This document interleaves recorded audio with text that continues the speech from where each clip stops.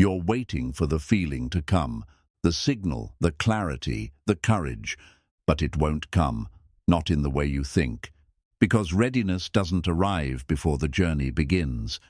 It's not a door that opens.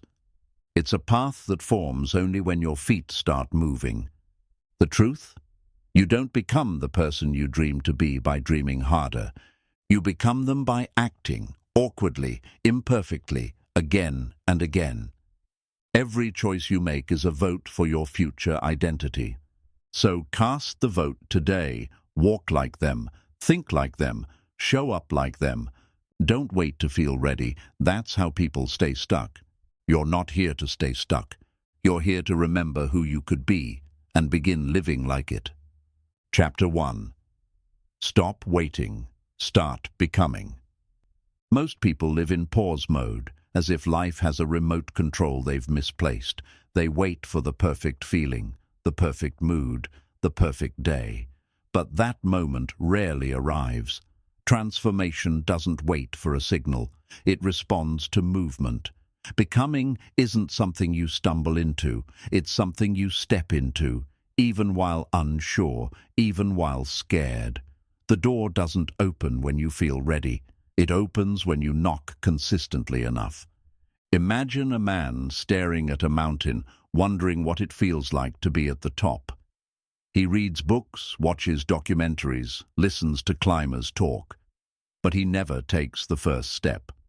He's waiting for strength to show up before the climb, not knowing the climb builds the strength. Your journey is not about being fully prepared at the start. It's about being committed enough to learn along the way. Clarity isn't a prerequisite, it's a reward. Every morning you delay the process of becoming who you're meant to be. You train your mind to hesitate, and hesitation grows roots. But action, no matter how small, weakens those roots. One deep breath followed by one honest effort. That's how new identities begin. Not with grand gestures, but with quiet decisions repeated daily. You don't become powerful all at once. You become someone who keeps showing up, especially when it's easiest not to. Think of someone who changed your life. They likely didn't enter with a lightning strike. It was their consistency, their presence, their quiet power over time. Becoming that person for yourself is the highest form of growth. Not chasing inspiration, but becoming the source of it. The world shifts for people who walk instead of waiting for the wind to push them. It's not about speed, it's about sincerity. There's a gentle courage in beginning without answers, starting when the map is blurry.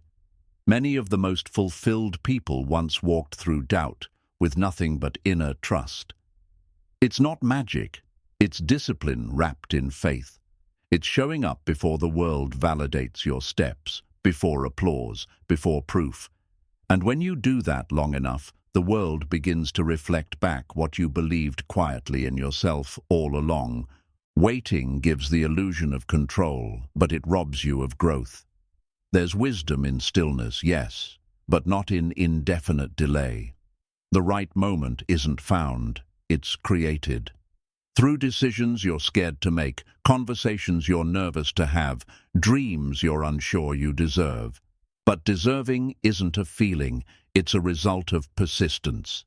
You earn the life you envision by becoming someone who acts before they feel worthy. There was once a woman who wanted to write, but she feared her words weren't enough. One day she wrote anyway, just one paragraph, then another. Years later, her work changed lives. But the real victory wasn't the books, it was who she became in the process. She stopped waiting to feel like a writer. She started writing and became one. The action wasn't grand, but it was honest, and honesty builds momentum. The moment you begin, truly begin, is the moment life starts responding differently. People notice, opportunities move. Confidence grows not from waiting for it, but from becoming someone who chooses anyway. Even if your hands shake, even if your voice cracks, the path you want isn't waiting for you to feel strong. It's waiting for you to begin walking. Becoming starts the second you stop waiting for permission. Chapter 2. Act like the person, not the problem. There comes a time when you must decide who's holding the pen, your potential or your pain. When you constantly rehearse the problem, you become a mirror of it. You reflect what hurt you, what broke you, what delayed you.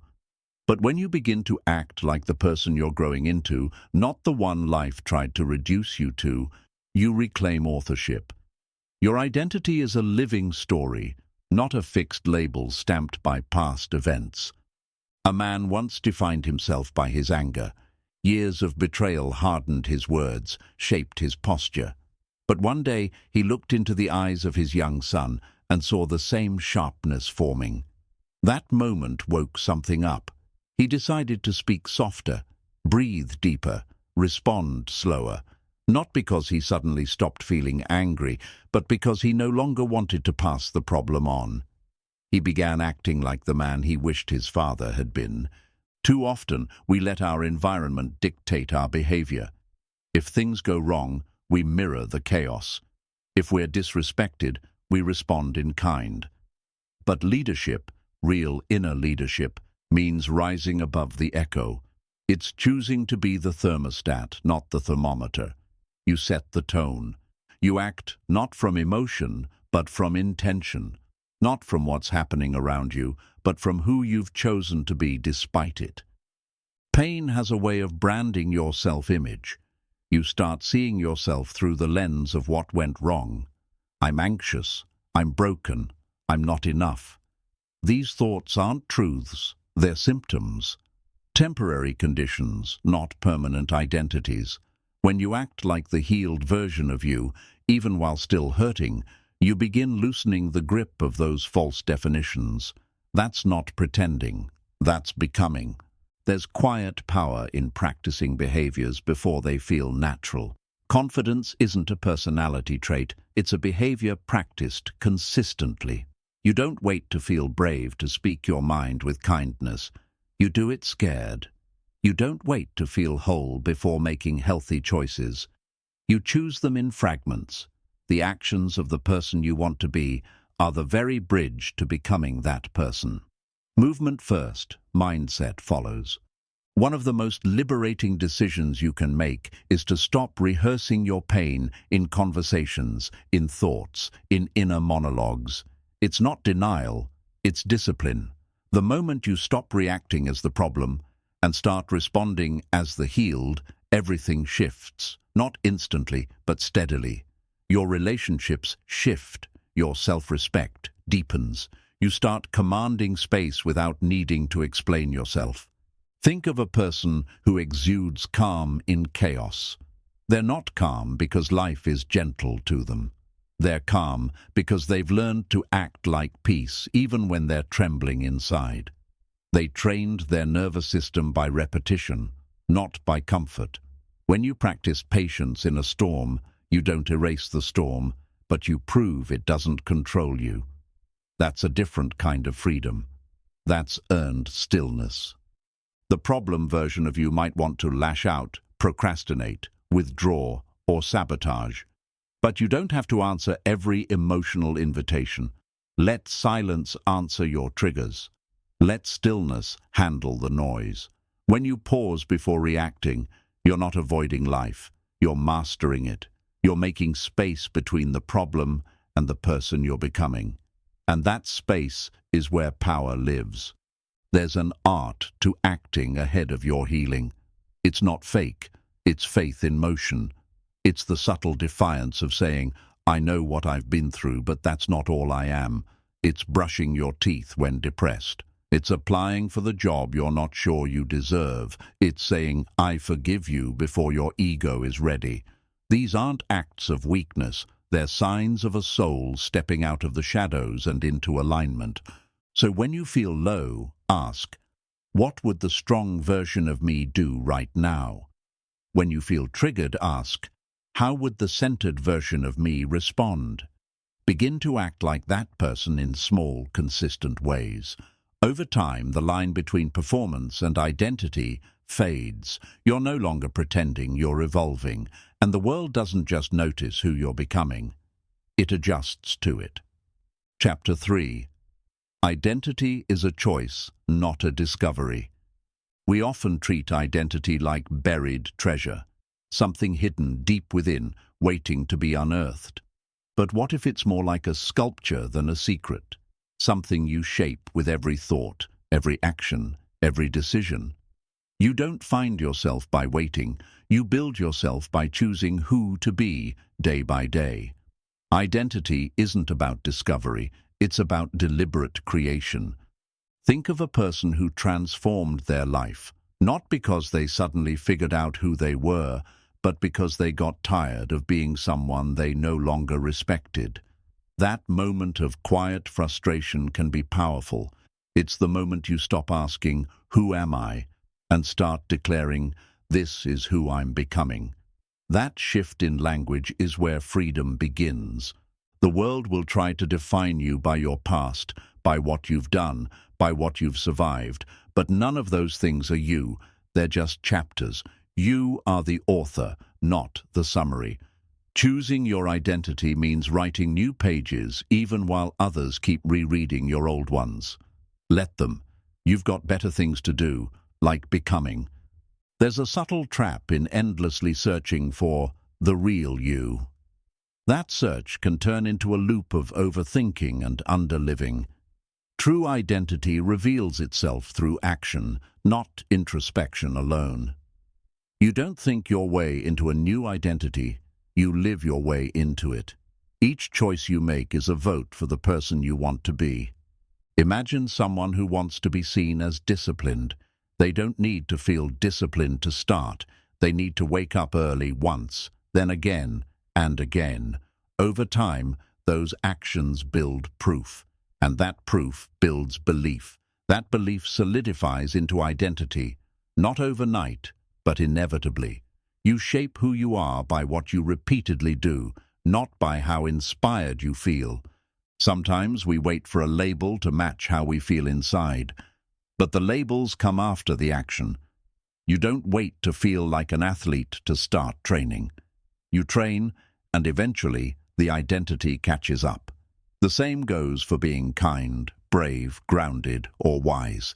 These aren't innate titles. They're earned reflections of consistent behavior. There was a girl who used to call herself a failure because she dropped out of college. But years later, she built a business, helped others, and found a deeper calling. She realized she didn't need a degree to define her. She needed alignment. She stopped looking at her past decisions as definitions and started using them as direction. That pivot changed everything. Choosing an identity doesn't mean denying who you've been. It means evolving from it. You can carry the lessons without carrying the weight. Every version of you has served a purpose, but not every version deserves a permanent place. Some were built for survival, others for comfort. But the one you choose now, that one's built for growth.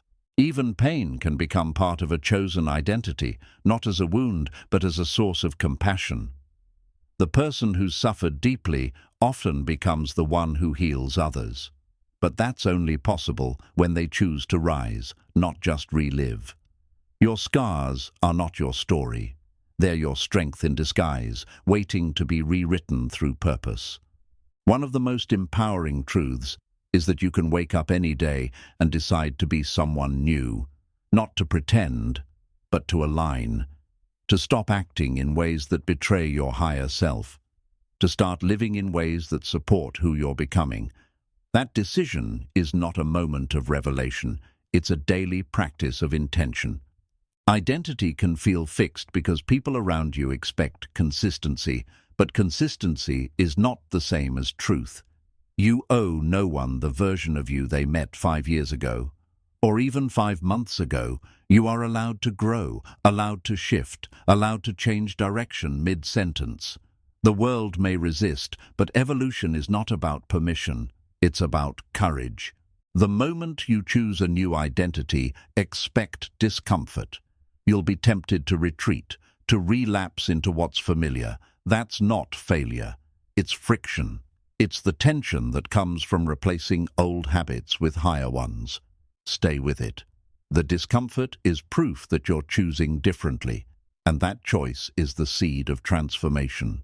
Choosing your identity means choosing your standards, what you tolerate, what you prioritize, what you believe you deserve. The person you aim to become is shaped by what you say yes to, and even more by what you say no to. Boundaries aren't walls, they're blueprints. They protect the person you're constructing. You don't need a complete vision of who you want to be to begin. You just need the next clue, the next right action.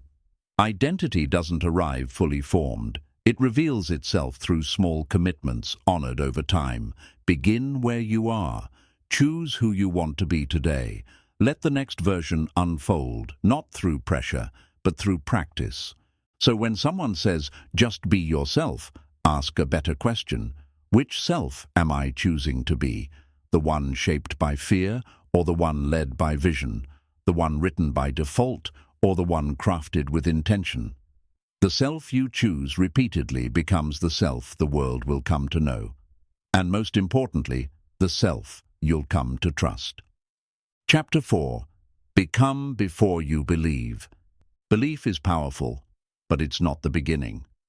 Most people wait to believe in themselves before they act, but the truth is the opposite. Belief often arrives after action. Confidence grows when you've earned your own trust, and trust is earned by doing what scares you, especially when you don't feel ready. Becoming isn't a reward for belief, it's the path that leads to it. There was a young man who doubted his voice. He had stories to tell, but never spoke them aloud. One day, he recorded himself speaking a short paragraph and deleted it right after. But the next day, he did it again. And this time, he saved it. Eventually, others began to listen, but more importantly, he began to believe.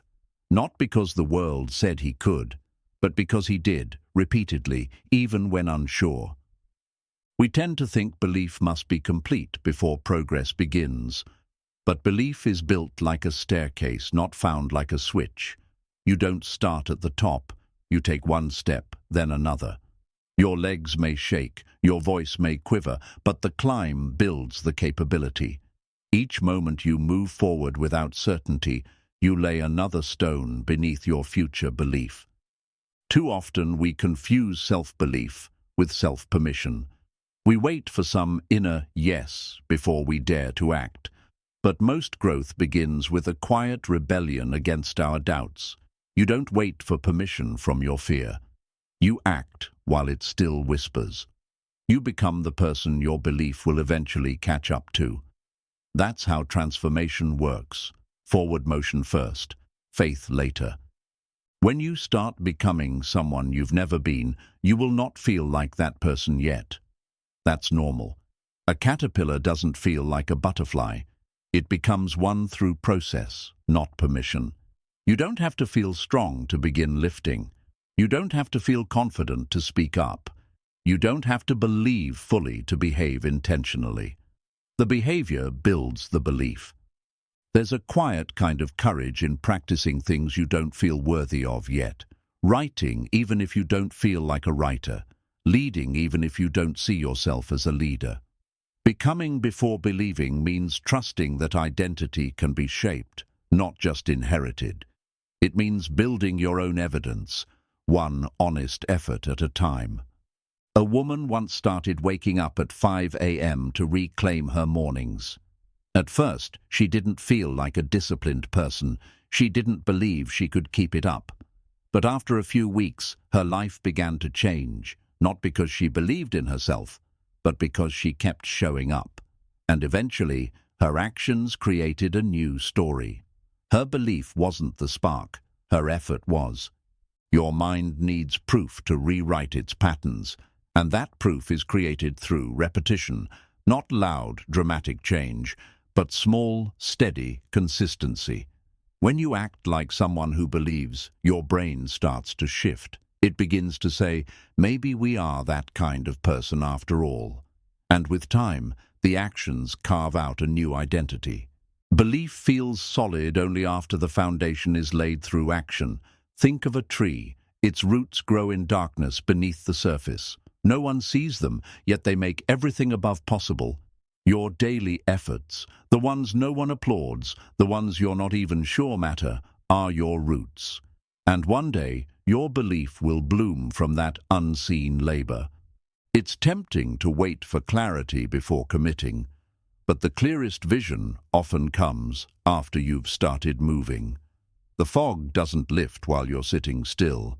It clears as you walk forward. The more you act, the more you see. The more you become, the more your future belief will have something real to stand on. Inaction preserves doubt. Movement makes space for belief. We fear becoming someone we don't believe in yet because we associate that with being fake. But there's nothing fake about effort. Pretending is lying to others. Becoming is showing up for yourself before the world confirms it. You don't have to prove yourself to anyone. You just need to practice showing up as the version of you that aligns with your next chapter. Sometimes belief comes in pieces. A moment of courage here, a decision honored there. You don't need to fully believe to begin. You just need to want it enough to move anyway. Each time you act, you collect proof, and those pieces stack up into something stronger than blind faith. They become lived experience. The problem with waiting to believe is that belief can't exist in a vacuum. It needs evidence. And if you're not moving, there's nothing for belief to grow on. It's like expecting a fire without striking a match. Becoming is the strike, the spark, the commitment. Belief is the warmth that follows. Think of the person you admire most. They weren't born with unshakable belief. They simply refused to stop becoming. Even when doubt whispered, even when fear screamed, they moved anyway. They built belief the hard way, not by sitting still and visualizing, but by standing up and doing the uncomfortable work repeatedly. So when you feel the urge to wait until you feel ready, remember this. Becoming leads. Belief follows. You don't need to trust yourself completely to start. You just need to show up today as someone willing to try. Because every step forward, even small, makes belief more possible. And one day, you'll look back and realize you believed all along. You just didn't have the words for it yet. Chapter 5. The confidence you want is earned in action. Confidence isn't handed out, it's earned. It doesn't arrive as a gift after long reflection. It's not something others can give you with compliments or encouragement. Real confidence is built like a structure, brick by brick, moment by moment, decision by decision. And every brick is laid through action. You don't become confident by thinking about doing the thing. You become confident by doing it, especially when you're unsure. People often assume confident individuals are fearless. But confidence isn't the absence of fear, it's the decision to act anyway. A woman who speaks on stage may still feel nerves in her chest. What separates her is that she walks forward while her hands shake. Over time, that repetition trains her nervous system. The fear may never vanish, but her courage becomes louder. That's the soil where real confidence grows. We wait for confidence to precede bold choices, but it doesn't work that way. Confidence is the result of the bold choice. It's the internal yes that follows external evidence, and that evidence comes only through repetition. You prove to yourself that you can survive the thing you once avoided. You begin to expect capability, not because you were born with it, but because you built it slowly and steadily. Take a person who's never set boundaries. They may feel guilt or anxiety the first time they say no, but saying it once changes the internal narrative. They realize they didn't lose love, they didn't collapse, and the world didn't end. That single moment plants a seed. With each repetition, the voice inside that once whispered, "You can't," begins to soften. and eventually it stops talking altogether. Confidence doesn't require perfection, it requires participation. Showing up before you feel qualified. Speaking before every word is polished. Moving before the fear has cleared. Every time you act in alignment with who you want to be, you earn a deeper trust with yourself. And that trust is the real source of confidence. Not applause, not outcome, but self-honor. The confident version of you is not a distant dream. It's a version of you that acts consistently despite discomfort. Each time you shrink back, you reinforce the idea that your fear is stronger than you. But each time you lean in, even a little, you disrupt that story. And the disruption is where the rewiring begins. Think of the first time someone drove a car. There was tension, overcorrection, maybe even panic. But over time, muscle memory took over. Not because the task got easier, but because repetition made it familiar. Confidence operates the same way. The unfamiliar becomes manageable through exposure. And the more you expose yourself to growth, the more you normalize it. Real confidence is quiet. It doesn't need to announce itself. It walks into rooms with presence, not performance. And that presence is earned in private. In the early mornings you show up, in the quiet decisions to keep going, in the moments when no one's watching but you. Those unseen moments become your foundation. Confidence built on external validation is fragile. It crumbles when applause fades. But confidence built through action is resilient. It remembers every step you took, every discomfort you faced, every small win you didn't broadcast. You carry that within you like armor, not flashy but steady, and that steadiness is power. You don't need to conquer the mountain in one attempt. Confidence isn't found at the peak. It's built on the climb. Each foothold, each slip, each recovery is part of the process. And even when you fall, you learn something you didn't know before. That knowledge becomes your advantage next time. Progress, not perfection, is the currency of earned confidence. There's a myth that you need to feel good to act boldly. But often, the opposite is true. Action creates the good feeling. A small task completed, a tough conversation handled, a fear faced. These all generate a quiet pride. That pride is earned, not imagined. And the more you act, the more you give yourself reasons to trust who you're becoming. Avoidance, on the other hand, robs you of that trust. Every time you choose comfort over courage, you reinforce a story of limitation. But when you step forward, even clumsily, you tell your nervous system, we can do hard things. And over time, it believes you. Confidence is simply that, the body believing what the soul has always known. You're more capable than you think. Consider someone who has been rejected repeatedly but keeps showing up. That's not arrogance, that's earned confidence. They're not immune to the pain of failure. They've simply seen it enough to realize it doesn't define them. That kind of resilience doesn't come from theory, it comes from the battlefield of experience, where effort matters more than outcome. Confidence grows through self-respect, and self-respect is the natural byproduct of consistency. When you do what you say you'll do, even in small things, you build alignment. You no longer need to convince yourself that you're reliable. You know you are, because your actions have shown it. That quiet integrity becomes your backbone. There's a moment in every journey when you feel like quitting. That's when confidence is either abandoned or strengthened.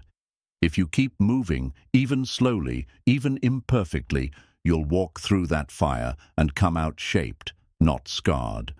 Confidence doesn't mean you never doubt. It means you've learned how to keep going through the doubt. You don't build confidence in isolation. You build it by engaging with life, by doing the things that scare you, stretch you, and require you to show up differently. Even one brave decision can ripple into new self-belief. Not because it changed the world, but because it changed your relationship with yourself. A child learning to walk falls hundreds of times, but they never question their right to keep trying. Somewhere along the way, adults lose that persistence. But confidence returns when you return to that mindset. Falling isn't failing, it's feedback, and standing up again is what makes you strong. Comparison will try to rob you of earned confidence. But you can't measure your courage by someone else's highlight reel. Your journey is built on your struggles, your timeline, your values. Confidence built in your own shoes fits differently. It's not flashy, but it's real, and real always lasts longer than loud. Let your actions speak before your belief does. Let movement replace overthinking. Let your days be filled with small, brave decisions. You don't need to wait for a transformation to feel worthy. Each action you take in alignment with your values is a declaration. I am becoming. And that becoming builds confidence. So the next time doubt whispers in your ear, remember this: the confidence you want isn't a destination. It's a rhythm, built in effort, sustained by choice, fueled by integrity. It doesn't arrive suddenly. It rises slowly, like the sun. With each day you act in alignment with your highest self. Keep going. Confidence is meeting you on the way. Chapter 6. Motion is the cure for overthinking. Overthinking is a silent thief. It steals your time, your energy, and your courage. You sit trapped inside loops of what if, replaying conversations, imagining failures, and waiting for clarity that never comes. But clarity doesn't appear in stillness. It arrives in motion. Action cuts through the fog in ways that thinking never can. You solve problems faster by moving than by analyzing them endlessly. When you're stuck in your head, every choice feels heavy.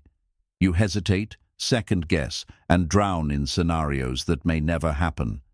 But the moment you take even a small step forward, the weight shifts. Movement disrupts the cycle of rumination. A single action, even imperfect, brings more information than 1,000 thoughts. Life responds to what you do, not just what you imagine. Think of someone pacing before a cold pool. They keep calculating how cold it will feel, but once they jump in, their body adjusts, and the fear disappears.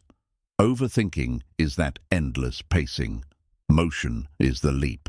You'll never think yourself into courage, you act your way into it, and each small movement makes the next one easier. We often believe we need the perfect plan before we begin. But perfect plans are illusions. They only emerge after you start. A writer who waits for the perfect sentence writes nothing. But if they put one rough line on paper, the next line flows.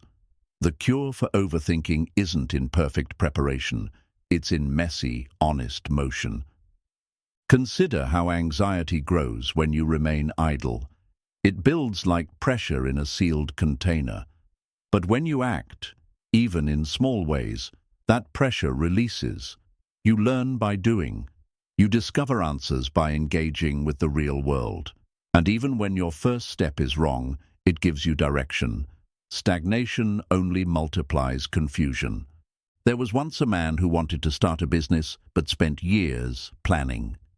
He read books, watched videos, and took notes, yet never launched.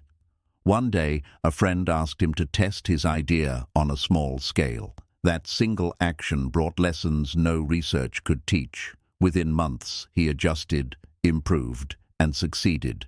His breakthrough wasn't knowledge, it was motion. When you're caught in overthinking, your mind tricks you into believing more thought is the solution. But the mind needs evidence to quiet down. And evidence comes only from results. Taking action, even while uncertain, tells your brain, we're moving forward now.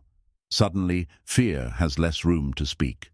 The noise of doubt fades when the rhythm of doing begins.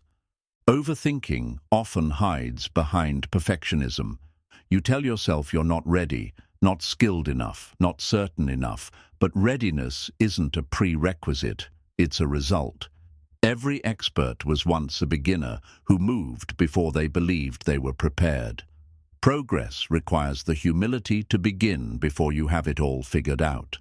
Think of a person who starts running to clear their mind. The first steps feel heavy, but as the body warms up, the mental fog lifts. That's the power of motion. It connects the mind and body in a way that thinking alone can't. Sometimes the best way to solve a problem isn't to sit and analyze it, but to move and let the solution reveal itself. When you start acting, you also break the illusion of failure being fatal. You realize that mistakes are not the end, they're data. A wrong step teaches more than 100 hours of cautious planning. Failure stops being something to fear and becomes something to learn from. Action reframes fear into feedback. Overthinking thrives in isolation. But when you take steps, make calls, write drafts, have conversations, you open windows to reality. Reality is always less terrifying than your imagination. The worst-case scenarios you build in your head almost never unfold the way you picture them. But you'll never know that truth unless you move. Motion has a momentum of its own. The first step feels like lifting a heavy stone, but the second step feels lighter, and the third even lighter.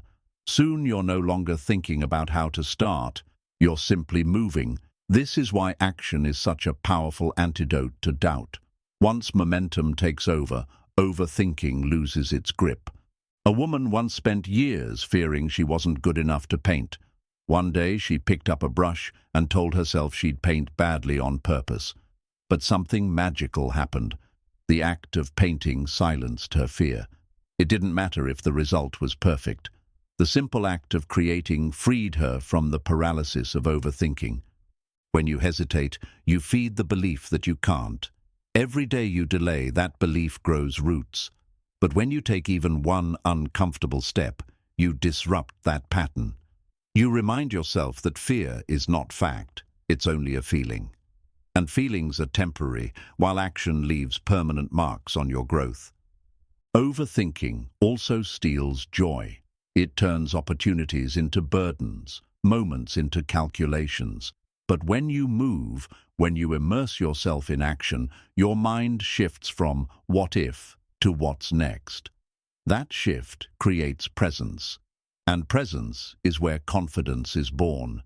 You feel alive when you're in motion, not when you're stuck in your head. You don't need to know every answer to start. You just need the courage to take one honest step. That step doesn't have to be big. It doesn't have to be perfect. It simply needs to exist. Because once you move, the path begins to reveal itself. You can't steer a parked car. You need motion before you can find direction. There's wisdom in planning, but planning without execution becomes fear disguised as preparation. The cure is to take one step, no matter how small, that turns the idea into something tangible. Writing one line, making one call, creating one draft. Small actions are like seeds. Plant them, and they grow into clarity. The truth is, you'll never think your way out of overthinking. Thought alone will never break the loop. Only doing can silence the noise. And when you begin doing, even imperfectly, you'll realize that reality is far more forgiving than your mind suggests. Your mind imagines monsters. Motion reveals that they were shadows all along. When you feel overwhelmed, shift your focus from the size of the mountain to the next step on the path. Just one.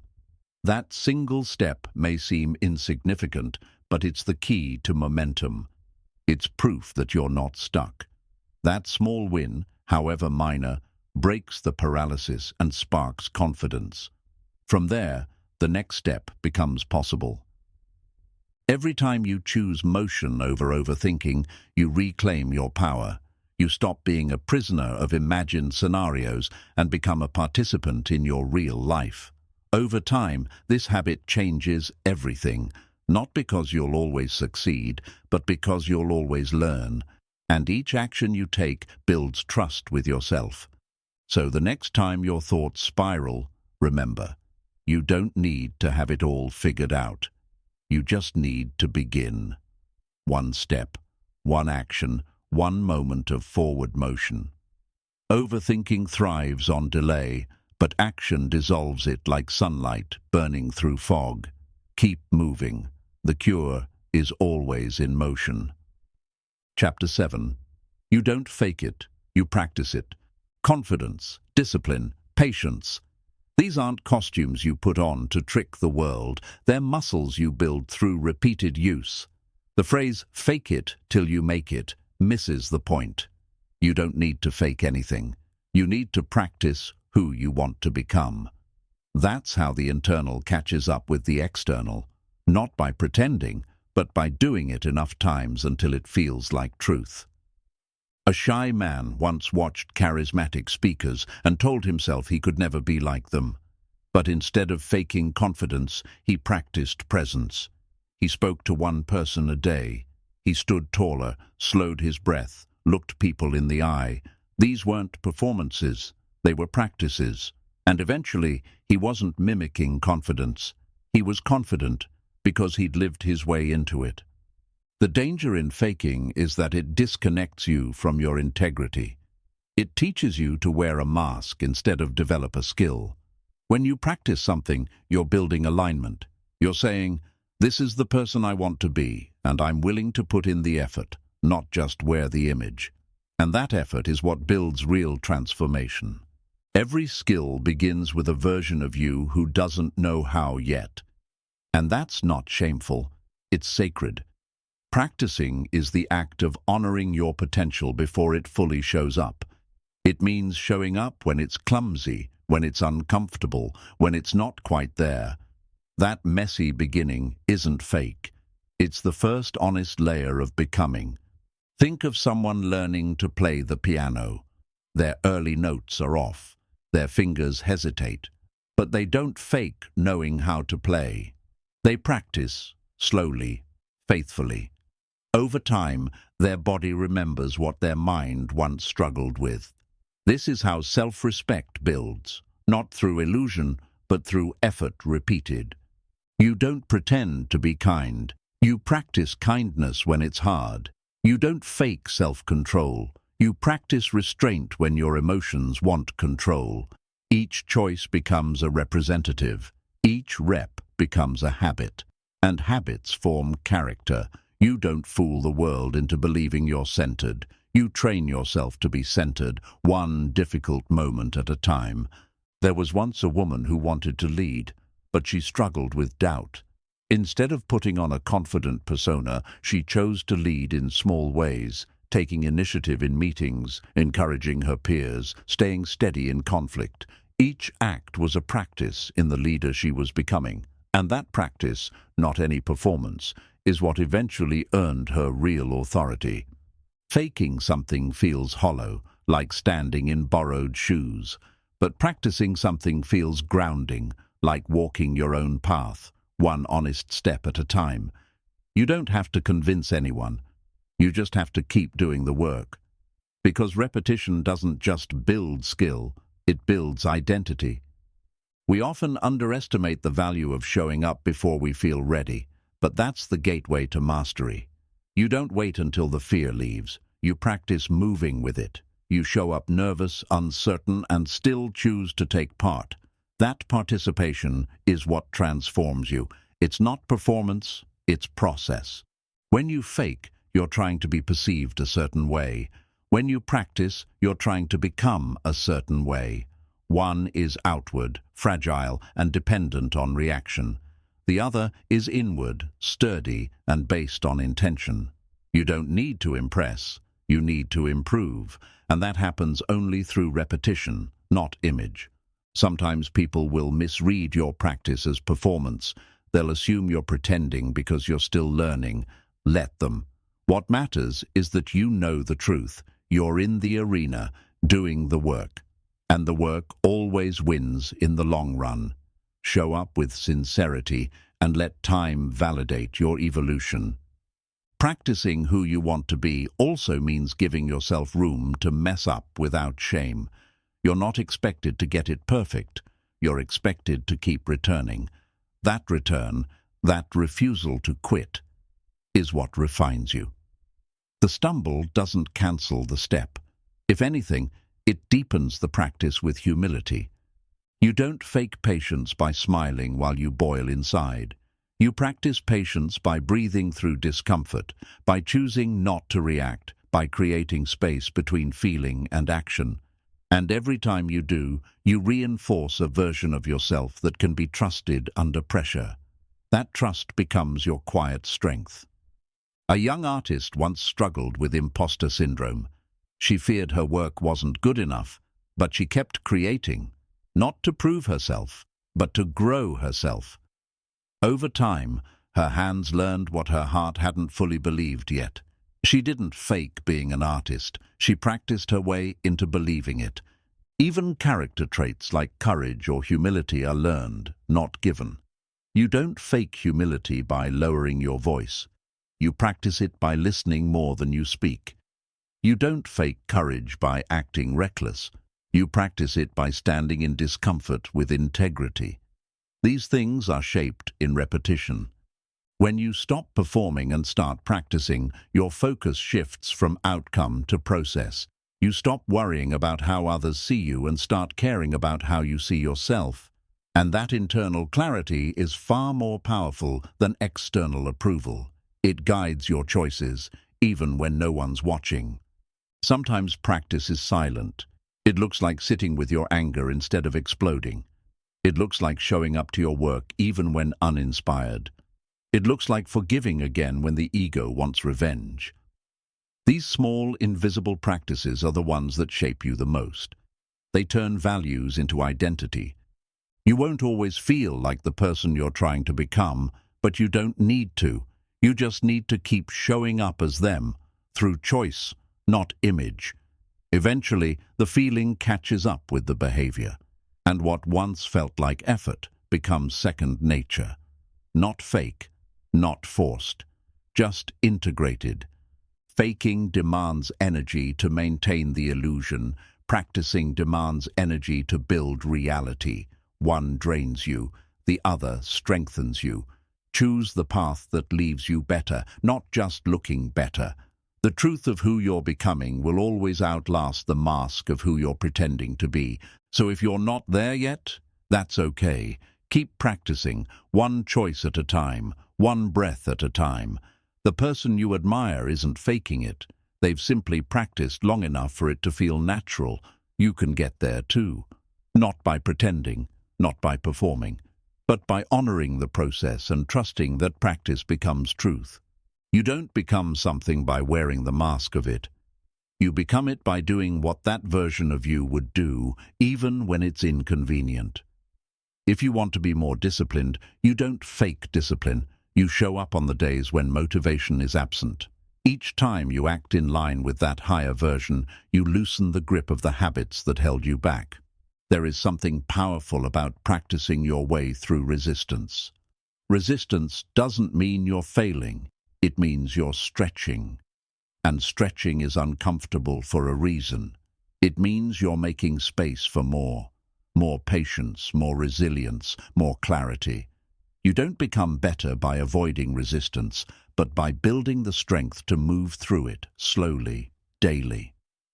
A quiet truth most don't speak about is this: even the people who seem naturally confident are still practicing. They may look composed, but they've trained that calm through repetition. They've failed, adjusted, reflected, and returned. No one arrives. Everyone maintains. Practice never ends. It just becomes a way of life. When you're tempted to imitate, pause and ask, who am I becoming when I do this? If it's a performance to avoid discomfort, it will never last. But if it's a small decision in alignment with your values, it will become part of your foundation. Faking is a surface solution. Practicing is a root-level change. Go deeper. You can practice being grounded by how you speak to yourself. The inner voice you're used to may be critical, impatient, doubtful. But that voice isn't fixed. Every time you gently reframe your thoughts, you're training a new tone. It won't feel natural at first, but repetition rewires. What you practice mentally becomes who you are emotionally. Even honesty is something you practice. Telling the truth, even when it's hard, builds inner strength. It teaches you that you can handle discomfort without hiding, that you can face consequences without abandoning yourself. When you practice honesty, you learn to trust your own voice again. And that trust is priceless.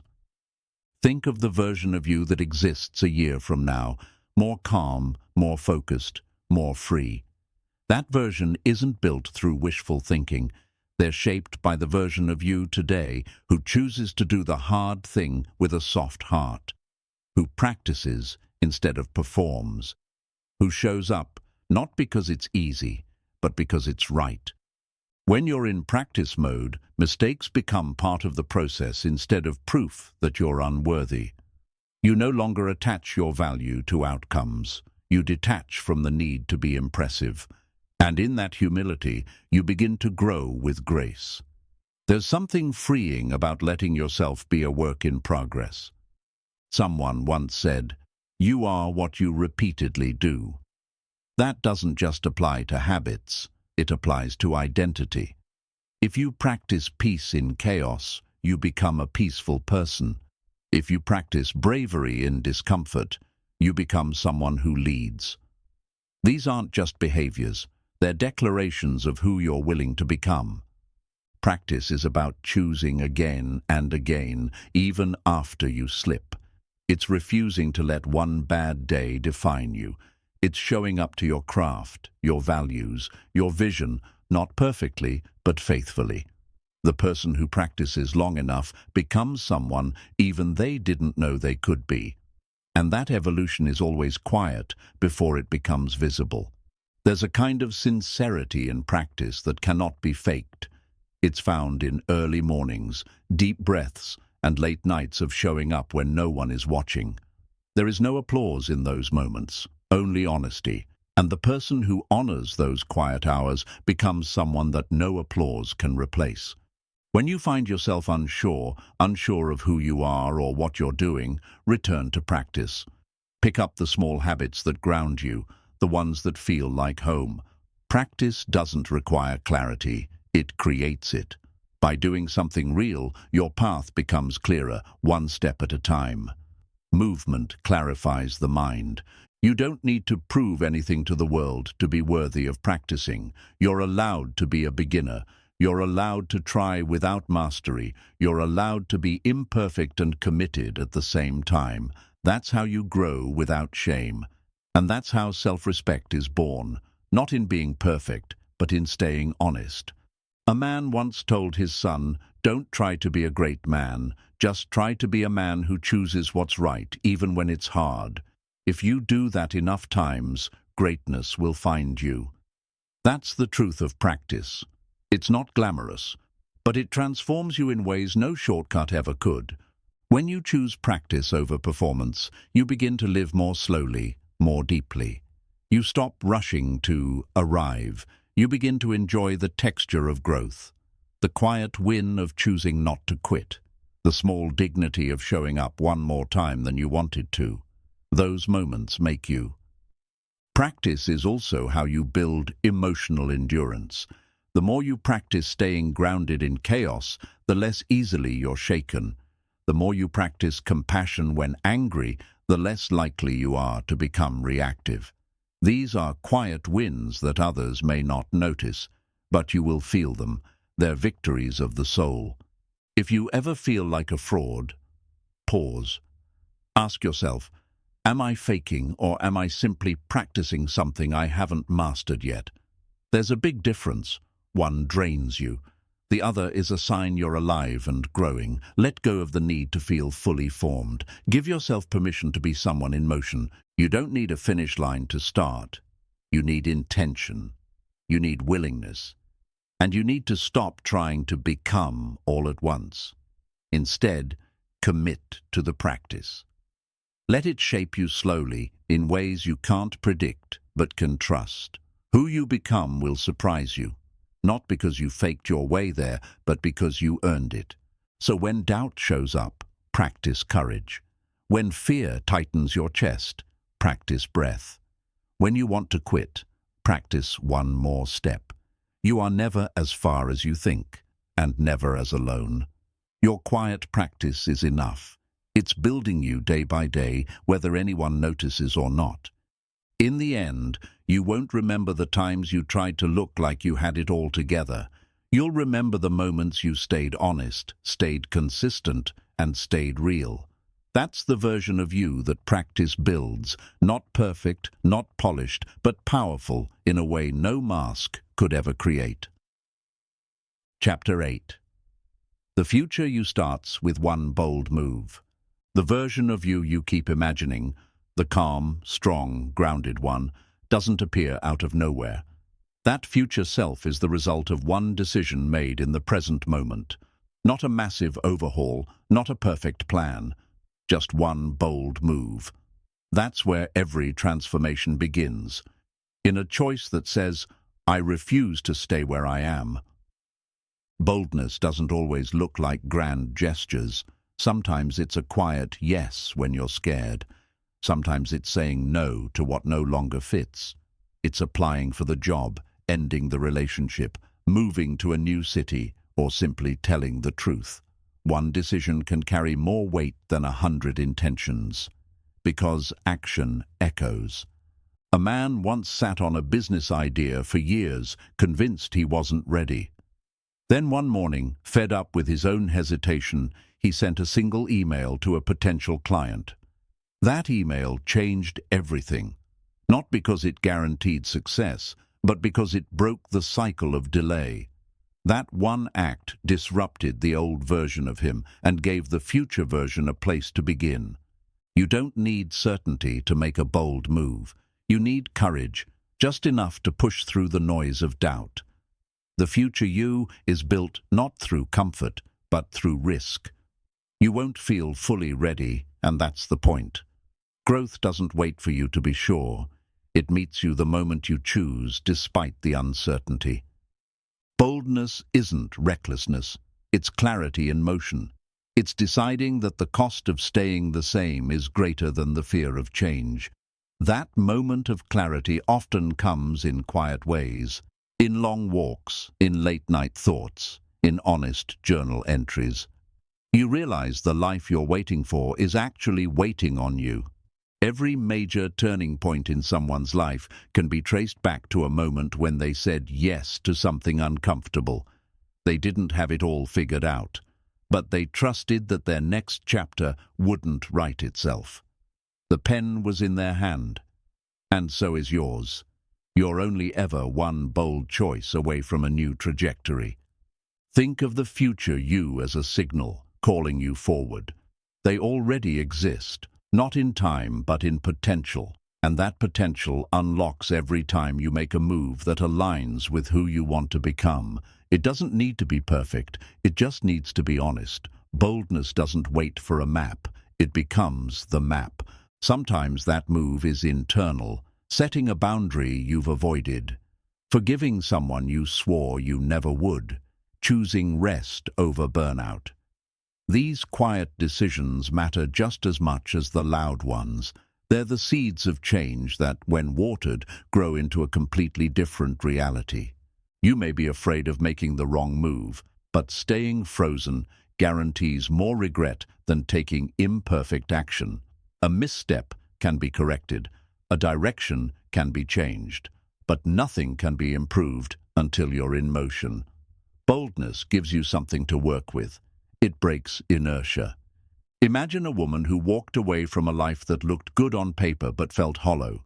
Everyone questioned her, but she knew, deep down, that alignment matters more than approval.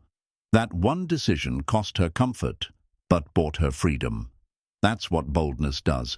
It rearranges your entire reality in favor of what's real. The future version of you isn't waiting for a perfect moment. They're waiting for this moment, when you decide to step into discomfort for the sake of growth. You won't become that person by thinking about them. You become them by honoring them now, in action, in courage, in truth. Bold moves don't always feel big in the moment. Often, they feel quiet and shaky. but their impact unfolds over time. Months later, you'll look back at that one decision and realize it rerouted your entire path. And all it took was one honest step in the direction of who you were always meant to be. Sometimes boldness is admitting you want more, that you've outgrown where you are, that comfort has turned into a cage. The moment you name that truth, you open the door. You don't have to leap. You just have to walk forward, one step at a time, into the space where your growth has room to stretch. The future isn't created in giant leaps. It's created in decisive shifts. A change in routine, a new habit, a different response in the same old situation. When you choose differently, even once, you prove to yourself that change is possible, and that proof becomes the fuel for everything that follows. You don't have to wait for the pain to get unbearable before you move. You can move because you deserve to, because joy is calling, because there's more to your story than playing small. Boldness isn't about escaping suffering. It's about walking toward truth, even when it shakes your voice. People often fear that boldness will lead to loss, and sometimes it does. But what you lose was never meant to hold the next version of you. What remains and what rises to meet you is what belongs. One bold move clears space for that alignment. It wipes away the noise and reveals what's real. Trust that the bold decision you're resisting is exactly the one that will strengthen you, not because it will go perfectly, but because it will require you to grow. And that growth is worth every tremble, every risk, every step into the unknown. On the other side of fear is the beginning of freedom. If you're unsure where to begin, ask, what am I tolerating that the future me wouldn't accept? What choices is that version of me making today? Then, bring one of those choices into the present. Embody it now. Make it real through action. That's how time folds. That's how you meet your future self early. Boldness is not loud. It's deliberate. It's quiet, consistent courage. It's the refusal to shrink back into what's easy. It's saying yes to your evolution, even when the road ahead is foggy. Boldness doesn't come from knowing how it ends. It comes from honoring the call to begin. So whatever decision you've been circling, stop spinning in thought. Feel the fear. Hold it gently and move anyway. Because the future you isn't waiting on perfection. They're waiting on your first bold step. The one that turns the page. The one that says, I'm not waiting anymore. The longer you hesitate, the more the moment slips into memory. Boldness is fleeting. It asks for your hand, not your hesitation. You can overanalyze it into paralysis, or you can honor the spark by acting before your fear talks you out of it. Some of the most life-altering decisions are made in seconds, not because they're rushed, but because the soul recognizes what the mind fears. You don't become the future version of you by waiting to feel brave. You become them by doing the brave thing before you feel ready. That's what gives birth to new strength. It's not the absence of nerves that makes something bold. It's the decision to move while those nerves are still there, humming under your ribs. One bold move has a ripple effect. It touches the way you think, speak, walk, and show up. You start seeing yourself differently, not because your whole life has changed overnight, but because you changed. You prove to yourself that you can trust your own fire, and that shift creates a deeper sense of self-respect. Sometimes the move isn't about proving anything to others. It's about keeping a promise to yourself. The promise that you will no longer betray your potential for the comfort of what's familiar. That kind of integrity is sacred. When you make even one decision in alignment with your future, you start showing up differently in every room you enter. A young man once decided to stop hiding his creativity. He posted one poem, heart racing, palms sweating. That poem didn't go viral, but it lit something inside him. It reminded him that expression is more important than validation. That one decision gave him permission to keep creating. That's what boldness does. It opens the door that shame kept shut. You may be tempted to wait until your environment supports your move. But the truth is, boldness often creates the environment. When you act in alignment with who you're becoming, you attract different conversations, people, and opportunities. The outside begins to reflect the inside. But the inside must move first. Boldness doesn't guarantee instant success. Sometimes it leads to failure. But even that failure is forward. Because failure in motion teaches more than success in theory. Every misstep becomes part of your map. Every stumble is a chapter in the book of who you're becoming, and that book will always be worth writing. The fear of judgment often keeps people from acting boldly. But those who judge are usually the ones afraid to move themselves. Let them talk. Let them misunderstand. Your job isn't to be easy to explain. Your job is to be faithful to the version of you that refuses to shrink back into silence. There's a difference between discomfort and danger. Boldness lives in discomfort, the place where your ego feels exposed but your soul feels alive. That's how you know the move is meant for you. It scares you, but it also makes you feel more awake than anything else. That feeling? That's the future tugging you forward. Every future is shaped by present momentum. A small shift in trajectory, one email, one boundary, one day without self-betrayal, can reroute everything. The magic isn't in how loud the move is, it's in how true it is. Boldness isn't always public. Sometimes the most courageous thing you'll ever do happens in private. The future isn't waiting with open arms, it's waiting with open tests.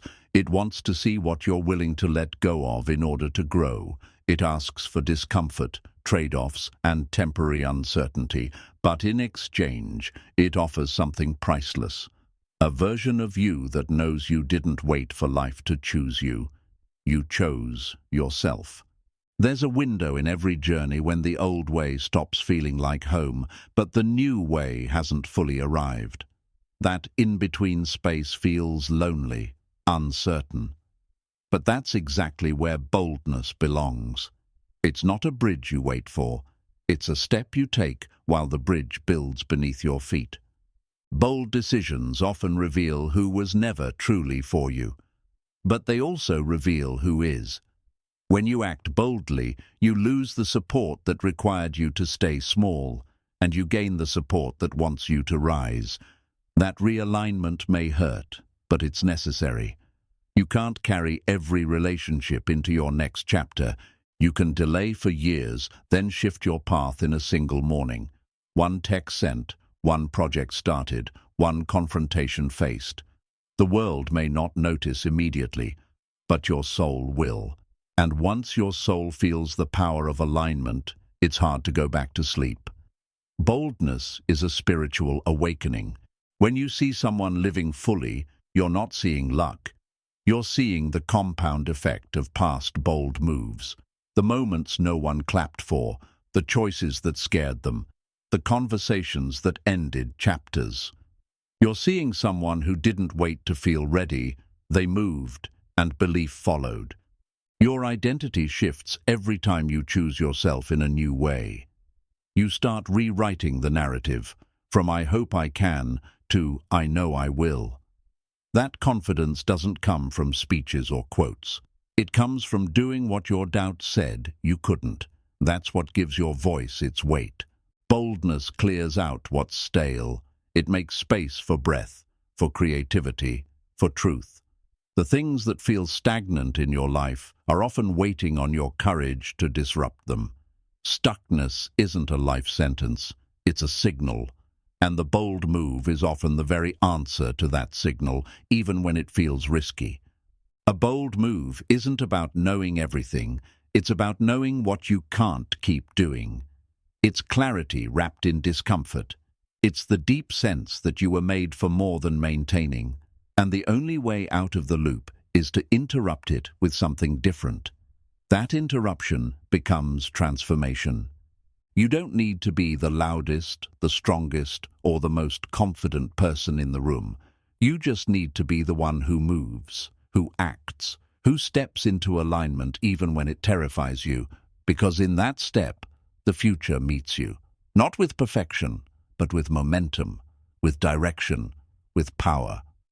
So take the breath, make the call, speak the truth, walk away, begin again.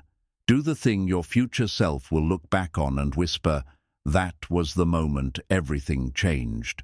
Not because it was easy, but because it was bold.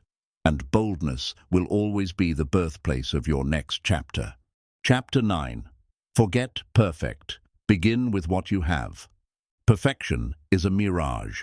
It looks reachable from afar, but the closer you get, the more it shifts. Waiting for perfect conditions, perfect timing, or perfect clarity only delays what wants to begin now. The people who change their lives aren't the ones who wait. They're the ones who start messy, unsure, and honest. A man once waited years to launch his idea. He told himself he needed a better logo, more money, a bigger audience. But one day, he launched anyway, with shaky hands and a simple message. People didn't care about the polish. They cared about the heart. That first imperfect launch led to everything that came after. You don't need the best tools. You need the tool you have, and the willingness to use it well. Mastery isn't born from having everything. It's born from using what's within reach until it multiplies. The pencil becomes the painting. The walk becomes the run. The whisper becomes the speech. Start where your feet already are. Perfectionism is fear dressed in ambition. It convinces you that excellence requires endless delay. But excellence isn't about waiting. It's about beginning and adjusting as you go. The artist who sketches daily with a cheap pen will outgrow the one who waits for the perfect canvas. Use what you have. Use it now. Every skill, every business, every dream you admire began as a draft. Someone said yes before they felt worthy. They didn't let missing resources stop them. They let available ones start them.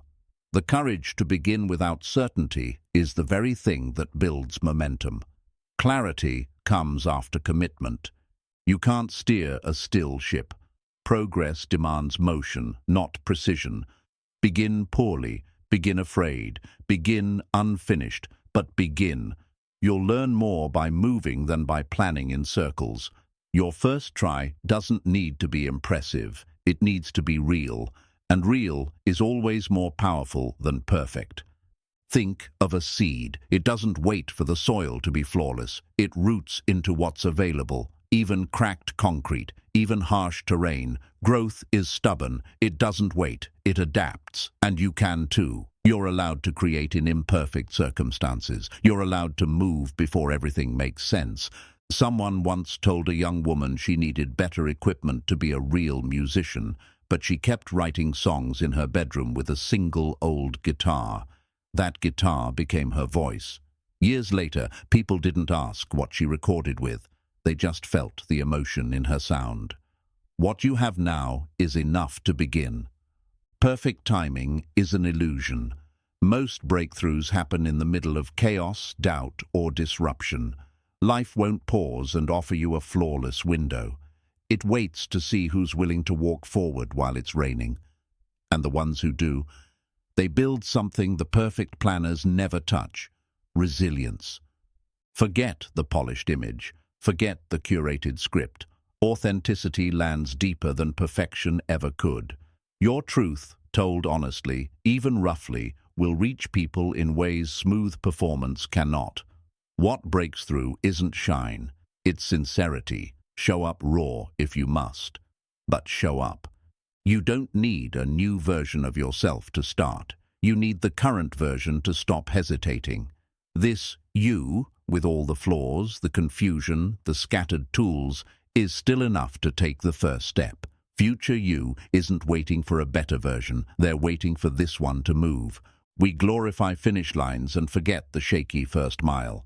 But that first mile is where the real courage lives.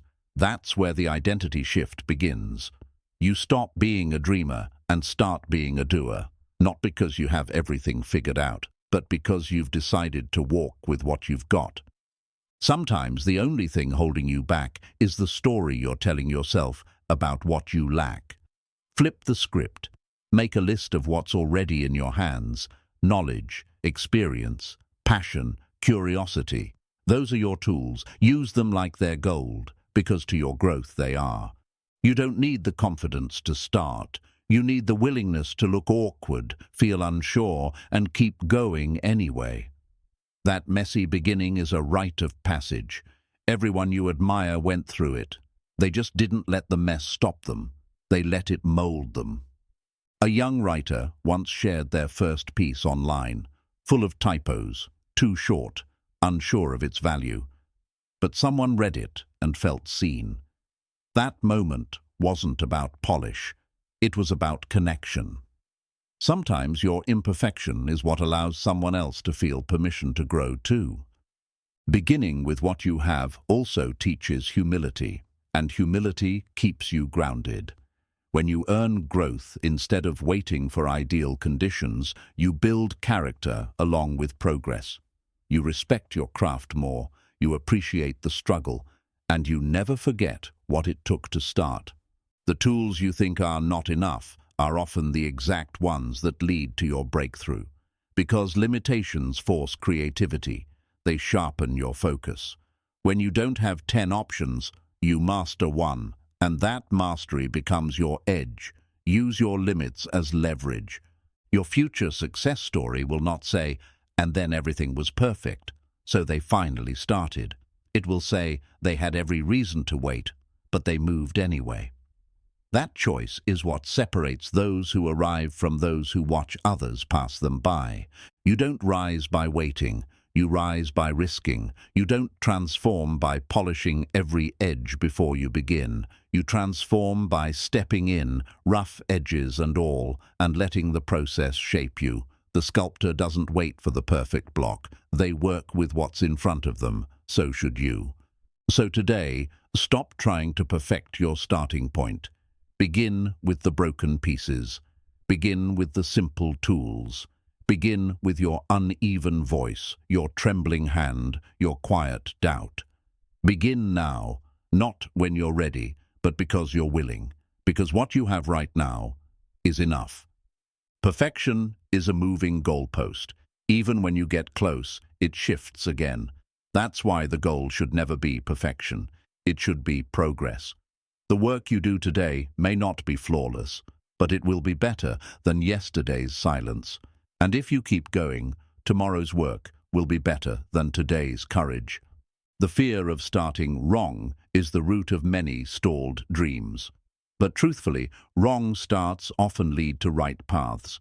You'll never know what works until you're willing to see what doesn't. The discomfort of missteps is far less damaging than the regret of never stepping at all. Start messy and let wisdom come from movement. A carpenter doesn't wait for a perfect day to build. They work with the weather they have. They cut wood that has knots. They adapt. Life is the same. Waiting for the ideal setup wastes the time you could be learning, adjusting, and becoming. You're not here to perform perfect work. You're here to evolve through it. Some of the most beloved books, songs, and creations were born from limitation, a lack of budget, a short deadline, a broken tool. But the creators didn't freeze. They leaned into what was present, because it's not the resources that define the result. It's the resilience. The world respects starters more than planners. Comparison to others will always make what you have feel like less. But those you compare yourself to, they started where you are, sometimes with less. They didn't arrive with everything. They arrived with movement. Comparing your starting line to someone else's middle chapter only breeds self-doubt. Stay focused on your progress. It's not about the scale, it's about the sincerity. One video, one paragraph, one sketch can ignite a chain reaction. You don't need to build a masterpiece on day one. You just need to touch your craft. Feel your calling. Show yourself that you can create before you feel fully equipped. That first creation holds power no algorithm can measure. The inner critic will always demand perfection. That voice will whisper, "You're not ready, this isn't good enough, people will judge." But you get to answer back with action, not because the critic disappears, but because your courage gets louder, and every time you move anyway, that voice weakens. A woman once decided to start her podcast using only her phone. No fancy mic, no studio, just her voice and a quiet room. That imperfect start became the most freeing thing she'd ever done. Her listeners didn't want perfect audio, they wanted truth, and her decision to begin gave others permission to speak up too. You won't know your voice until you use it. You won't know your strength until it's tested. And you won't know what you're capable of until you begin before you feel complete. Wholeness is not a requirement for movement. Movement is often what creates wholeness, by reconnecting you to your own becoming. If you wait until everything is figured out, you'll never leave the planning stage. There will always be something missing, but that missing is part of your unique learning curve. You learn on the field, not from the sidelines. Trust that the lessons will find you once you start walking. You may think you need confidence to act, but action is what builds confidence. That first step is not about knowing, it's about choosing. Choosing to show up for yourself, even with trembling hands and unfinished ideas. Confidence doesn't grow in stillness, it blooms in forward motion. The people who seem ahead of you aren't better, they're just earlier. They chose to start with less. They embraced awkward beginnings. They fell and got back up while you were still thinking. You don't need to catch up. You just need to begin. Your pace is valid. Your journey is real. There's something beautifully human about starting before you're enough. It means your soul is louder than your doubt. It means you value movement more than image. This is where self-trust is forged, not in knowing, but in choosing. Choosing to begin with shaky voice, uneven breath, and an honest heart. One bold, imperfect move says more than 1,000 delayed plans. That move might not change everything in the moment, but it changes you. It says, "I'm not waiting to be chosen, I choose myself." That declaration, whispered through action, is the foundation of real momentum. You don't have to hide your lack of polish. Let your audience, your readers, your listeners see the process. Let them witness the climb. That vulnerability is magnetic. People don't connect with perfection. They connect with real effort, real flaws, real stories. Your imperfections are often your strongest bridge. Sometimes what you already have isn't lacking, it's underutilized. Look around. Your skills, your voice, your knowledge. Are you using them or hoarding them while waiting to improve? Begin using them in simple, real ways. Their power is unlocked through application, not storage. You'll find that the more you do with what you have, the more you're given. Confidence expands, clarity sharpens, doors open, not because you forced them, but because you met life halfway. The universe responds to movement, and the moment you begin, even clumsily, life starts leaning in. You can build consistency long before you feel mastery. You can build rhythm while still learning your melody. Start showing up before it feels smooth, because showing up is what polishes the edge. You'll never sculpt the statue if you keep waiting for the perfect chisel. A blank page can feel terrifying. So can an empty canvas or a silent room. But those spaces aren't voids, they're invitations. Begin with a sentence. Begin with a color. Begin with a breath. Fill the space with motion, not judgment. Your role is not to be flawless, it's to be faithful to the start. And when you look back months from now, you won't remember how perfect it was. You'll remember that you dared, that you began when it wasn't easy, that you showed up before you felt worthy, and that one choice, to start with what you had, changed your life in ways perfect never could. Chapter 10. Prove it to yourself, not the world. The loudest wins often look like applause, trophies, or recognition, but the most meaningful wins happen quietly, when no one's watching, when there's nothing to post, and when the only person who notices is you. You don't need to prove anything to the world to matter. You just need to live in a way that earns your own respect. External validation feels good, but it fades quickly. Inner validation, the kind you build by keeping promises to yourself, that stays. It anchors you. The world may change its opinion tomorrow, but the way you see yourself, the way you trust your own word, that's what shapes your confidence for life. A man once ran every morning for 90 days and didn't post about it once. No one praised him. But every time he laced up his shoes, he rewrote a story that used to say, "I'm lazy."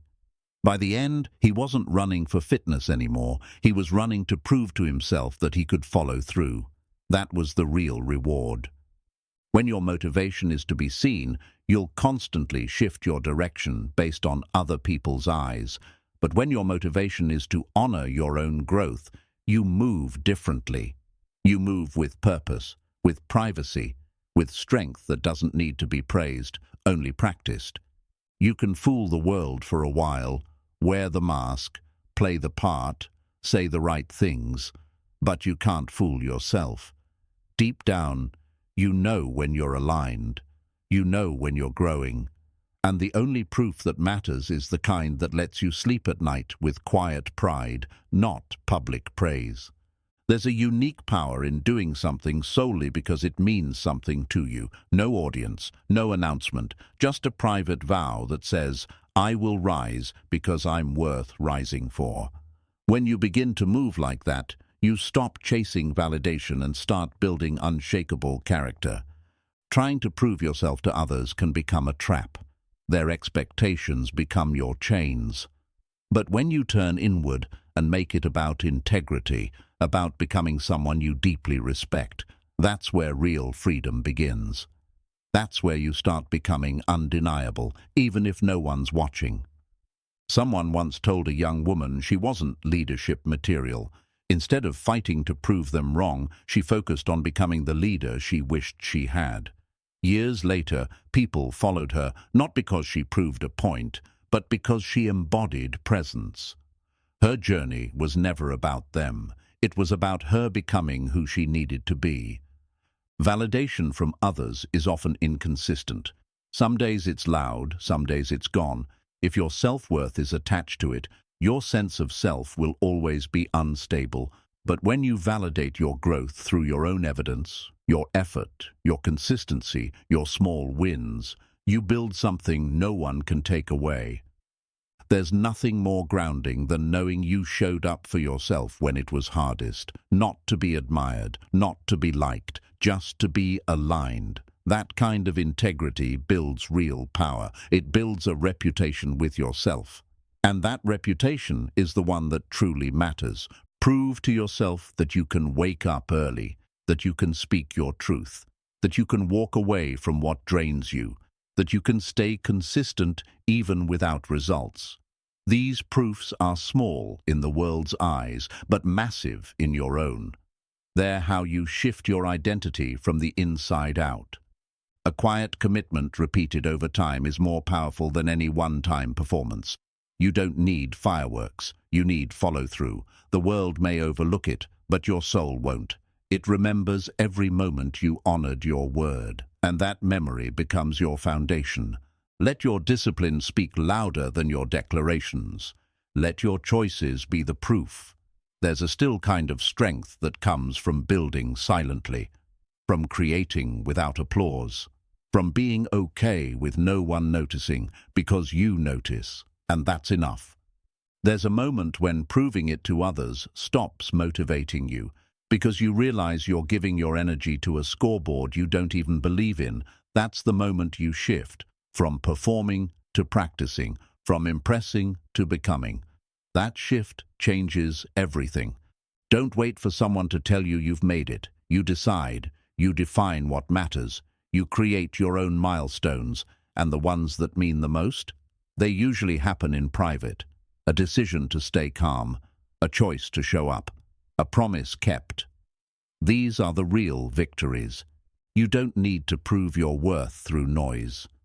Worth is built in silence, in the days you want to quit, but don't. In the nights you're afraid, but still move forward. In the times you feel unseen, but keep going. Those are the chapters that make your story unbreakable. The world will often miss your growth, but you won't.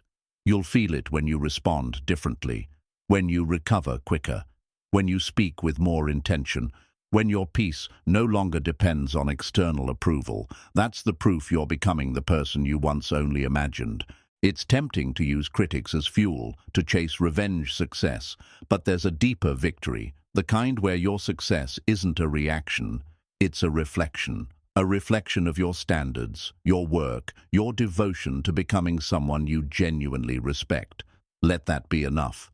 Your future self isn't watching to see who you proved wrong. They're watching to see if you stayed true, if you kept walking when no one clapped, if you built in the dark. They don't care about the opinions you changed. They care about the integrity you kept. So let the world wonder. Let them question. You have nothing to prove to them. Let your growth speak. Let your habits speak. Let your quiet wins become your loudest legacy. Because the only person you ever needed to prove it to was you. Every time you compare your path to someone else's highlight reel, you forget that your real work isn't out there. It's in here. The world may cheer for someone else louder, but that doesn't change the value of your quiet consistency. You're not building a performance. You're building a foundation, one that doesn't fall apart when attention fades. You know you're growing when your pride starts coming from the mirror, not the crowd.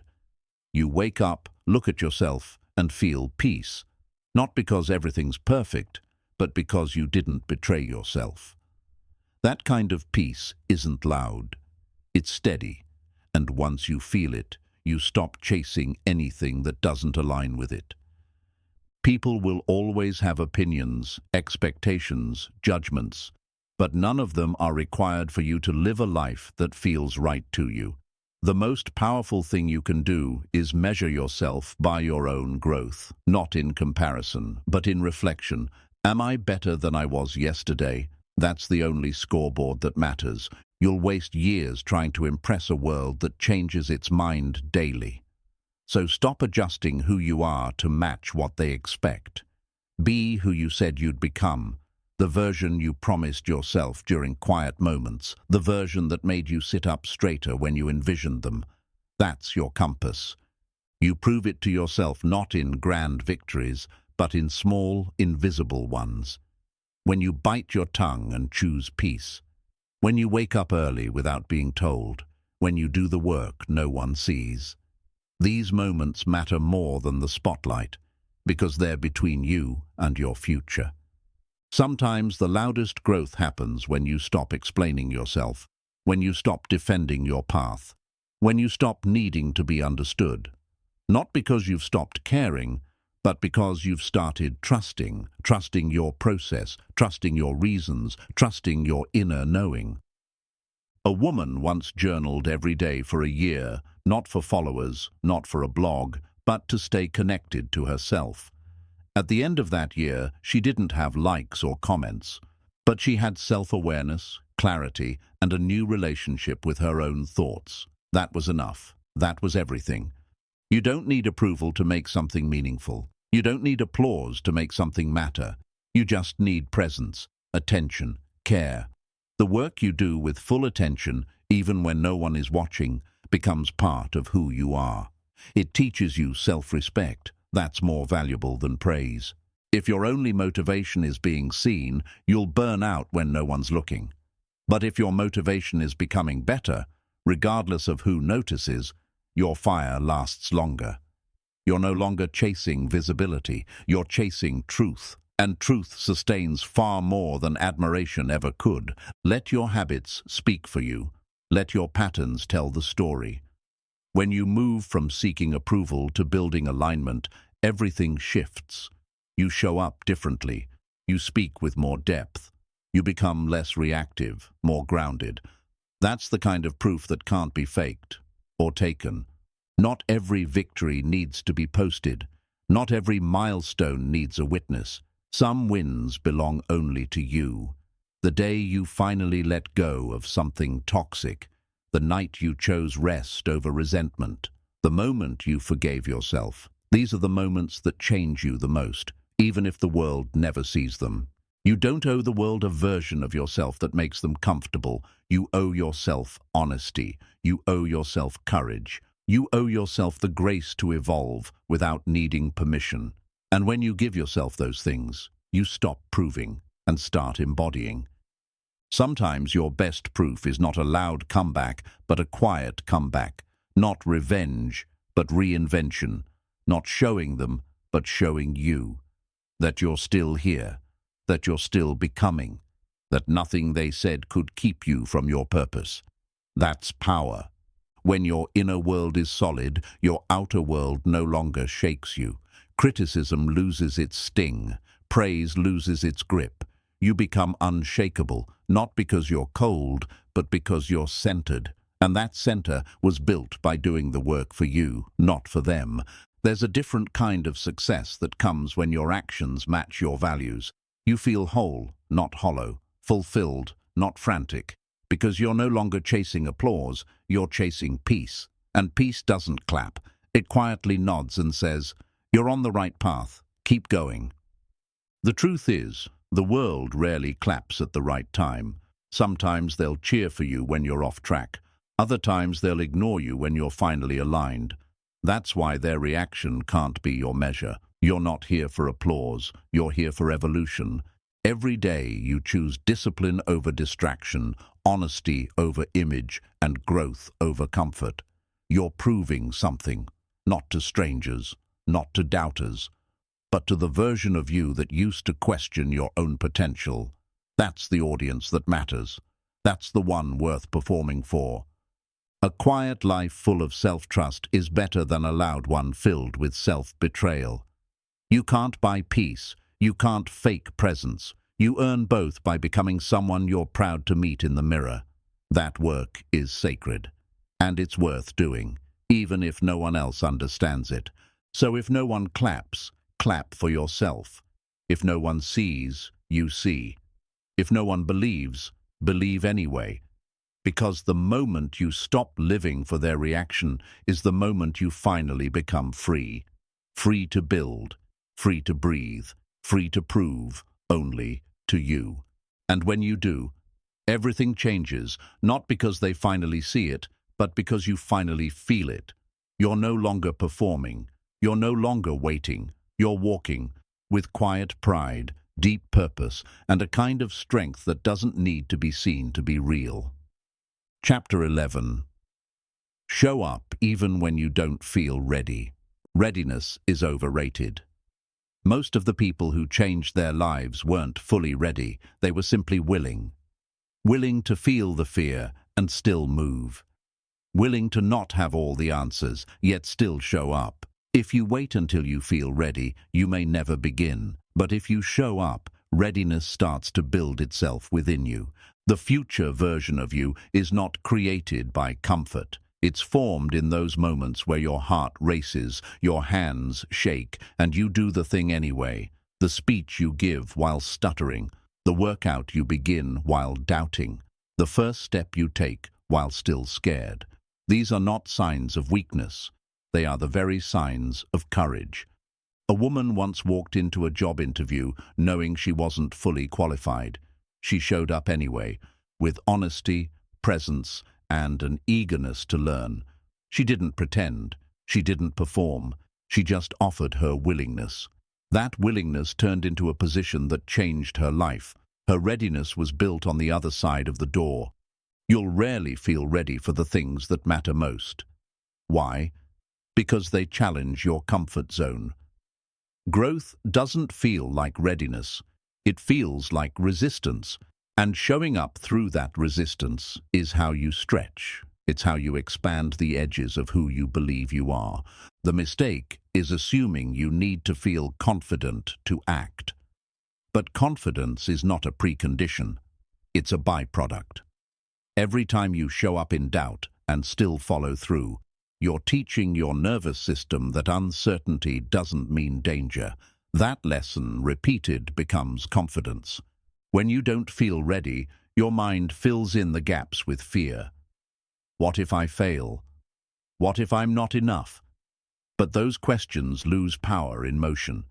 The moment you step into the thing you're afraid of, reality speaks louder than worry. You begin to see that fear exaggerated everything, and you are more capable than you thought. Even the most successful people feel unready. They've just learned to move anyway. They've built a rhythm of showing up, not because they always believe, but because they've seen what happens when they move. Readiness is not their entry point, it's their reward.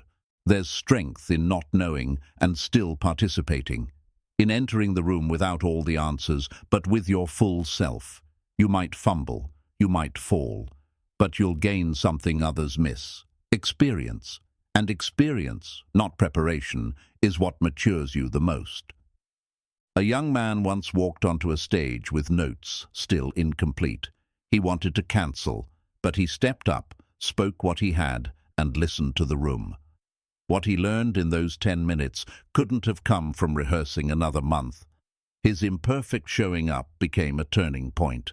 You do not become ready by waiting. You become ready by moving forward with what you have, by trusting that you'll figure it out along the way, that you'll build the wings while flying, that the future version of you is already taking shape as you take the next unsteady step. Every time you say, "I'll wait until I feel more ready," you train yourself to delay action. But when you say, "I'll show up now, even if I'm unsure," you train yourself to grow under pressure. That kind of self-trust doesn't just change outcomes, it changes identity. Sometimes the act of showing up is the most powerful declaration you can make, not for the world to see, but for you to witness. You chose movement over fear. You chose faith over waiting. And that small decision, repeated, becomes the soil from which your future is grown. Let go of the myth that you must have it all figured out before starting. Most people are building the path as they walk it. You don't see their invisible doubts. You don't hear their inner critic. But they're there. What separates them is not certainty. It's their willingness to move anyway. A musician once played their first live set with trembling hands. They forgot a chord, missed a line, but they kept going. The crowd didn't mind the stumbles. They remembered the bravery. That night wasn't polished, but it was real. And real is what people remember most. Don't underestimate the power of showing up while scared. That's where character is forged. That's where your inner voice learns to trust you. You begin to say to yourself, "Even when I don't feel ready, I show up. I try. I begin." That becomes part of your identity and your strength. Readiness can become an excuse, a way to delay the discomfort of beginning. But beginnings are supposed to be messy. That's why they're called beginnings. You don't need clarity to begin. You need courage. The clarity will catch up as you keep walking. What you learn by showing up unready will serve you far longer than waiting for the perfect moment. You'll develop resilience, adaptability, self-respect. These traits don't come from comfort. They come from action, the kind you take even when doubt is in your ear. You may never feel fully qualified, equipped, or certain, but you can be present. You can be honest. You can be brave for one moment longer than your fear. And sometimes that's all it takes. One moment of bravery can carry you farther than 1,000 days of waiting. Even on your worst day, showing up still counts. It tells the world, and yourself, that your dreams matter enough to act, even when your energy is low, your confidence is shaken, or your path is unclear. You don't need to do it perfectly. You just need to be there. So next time you don't feel ready, go anyway. Speak anyway. Try anyway. Not because you're fully prepared, but because you're done waiting for perfect. Because your future depends not on how ready you feel, but on how deeply you're willing to begin. Every time you take action without feeling ready, you create proof that courage exists within you. That proof adds up. It becomes a quiet archive of every time you pushed forward, even when doubt told you to wait. And that archive becomes the foundation of your future confidence, not built on theory, but lived experience. Sometimes your most transformative moments will begin in discomfort. You'll feel out of place, unsure of your voice, and tempted to retreat. But if you stay just long enough to find your breath, you'll see something shift. The fear softens, the room doesn't feel so loud, and you realize you're capable of more than you believed. If you keep waiting to feel fully prepared, life will pass you by. There's always one more thing to learn, one more fear to overcome. But what you need most isn't more time, it's more trust. Trust that you'll adapt. Trust that you'll rise to meet the challenge, not because you're invincible, but because you're committed. The truth is, you'll never be fully ready for something that will change you. Growth demands that you walk into the unknown and meet yourself there. You're not supposed to know everything yet. You're supposed to discover it on the path. The path teaches what planning cannot. A woman once hesitated to share her story because she thought it wasn't polished enough. One day, she recorded a voice memo, unscripted, full of pauses. She shared it. People connected to her honesty, not her perfection. That one raw moment started a movement. She wasn't ready. She was real. You don't gain experience by reading or planning. You gain it by participating, even if you mess up, even if you fall short. Participation teaches you in ways comfort never could. So don't wait for readiness. Lean into the learning that only comes through action. Showing up when you're unsure teaches you something powerful. That fear doesn't define your limit. You feel it, acknowledge it, and move anyway. And in doing so, you shrink its power. You take back control, not by eliminating fear, but by walking past it. We admire those who seem fearless, but if you asked them, many would say they weren't fearless, just willing. Willing to speak up, willing to risk, willing to begin. What sets them apart is not their lack of fear, but their relationship to it. They treat it like background noise, not a stop sign. The voice that tells you you're not ready will always be there, especially before something meaningful. But what if you stopped waiting for that voice to disappear and started walking with it instead? What if you gave yourself permission to be both afraid and available for growth at the same time? One of the strongest things you can do is show up as you are, not as the polished version of who you think you should be. Authenticity will carry you where perfection cannot, because people respond to honesty, and more importantly, you respond to honesty. Your soul remembers when you're true to yourself. When you show up, you unlock possibilities that planning alone never could. Conversations unfold, new directions emerge, synchronicities appear. Life doesn't wait until you're ready, it waits until you're present. And presence only happens when you stop rehearsing and start engaging. Even when things go wrong, showing up gives you data. You find out what doesn't work, you learn your limits, you learn where to grow. But none of that learning happens if you stay stuck in your head, waiting for some imaginary green light. Movement is the teacher. Action is the mirror. You may be telling yourself, I'm not like them. But the truth is, they weren't ready either.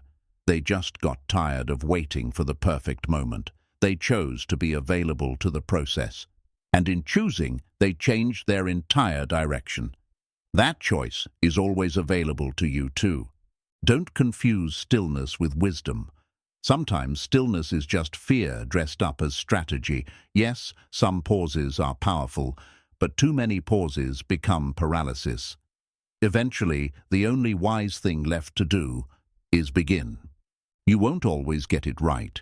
You'll trip over your words, you'll miss your mark. But the fact that you showed up when everything in you said not to, that's a victory.